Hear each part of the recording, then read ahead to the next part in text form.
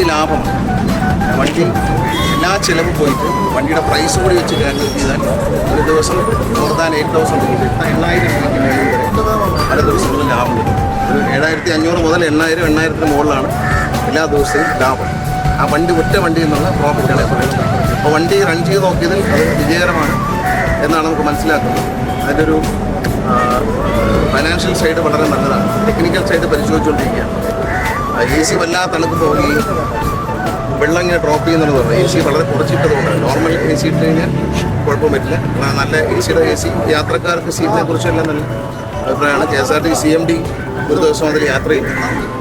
നമുക്കൊരു ദിവസം യാത്ര ചെയ്യാം അതിനകത്ത്. അതുപോലെ തന്നെ നമ്മുടെ ഫീഡ്ബാക്കിന് വേണ്ടി ഒരു പേപ്പർ കൊടുക്കുന്നുണ്ട്. ഈ പേപ്പറിലാണ് യാത്രക്കാരുടെ ഇഷ്ടങ്ങളും അഭിപ്രായങ്ങളും രേഖപ്പെടുത്താനുള്ള സംവിധാനം ഈ ബസ്സിലും ഉണ്ടാവും. ഇത് നാളെ മുതൽ ട്രയൽ ആരംഭിക്കും. കൊല്ലം ജില്ലയിലാണ് തുടങ്ങുന്നത്. പത്തനാപുരത്ത് തുടങ്ങും. പിന്നെ കൊട്ടാരക്കര, കോന്നി, അതെല്ലാം കഴിഞ്ഞ് ഒരു 10 ദിവസം കഴിയുമ്പോൾ ട്രിവാൻഡ്രം ജില്ല തിരുവനന്തപുരത്തേക്ക് വരും. തിരുവനന്തപുരം ജില്ലയിൽ കാട്ടാക്കട ഒരു മലയോര മേഖലയിലൂടെ ഓടിച്ചു നോക്കും. പിന്നെ സിറ്റിക്കകത്ത് സിറ്റിയിൽ ഇലക്ട്രിക് ബസ്സിലേക്ക് മാറുകയാണ്. ഇലക്ട്രിക് ബസ്സും വലിയ ലാഭത്തിലേക്ക് കൊണ്ടുവരണം. ശരാശരി 2,500 രൂപ ഒരു ബസ്സിന് കിട്ടിയിരുന്നത് ഇന്ന് 6,500 രൂപയിലേക്ക് കയറ്റി. ഷെഡ്യൂളെല്ലാം റീഷെഡ്യൂൾ ചെയ്തിട്ട്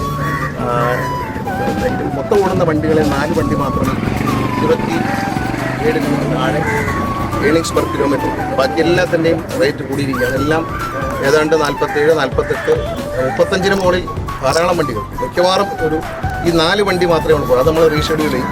ബാക്കി എല്ലാ വണ്ടി 150ഓളം വണ്ടികളുണ്ട്. 150 വണ്ടിയിൽ 4 വണ്ടി വെച്ച് ബാക്കി എല്ലാ വണ്ടിയും ഒരു ആവറേജ് ശരാശരി ഒരു വണ്ടിയുടെ കളക്ഷൻ 2-3 മാസം ഇപ്പോൾ നമുക്കുണ്ടായിരുന്നത് 2,000 രൂപ 2,100 രൂപ ആയിരുന്നു. ഇപ്പോൾ അത്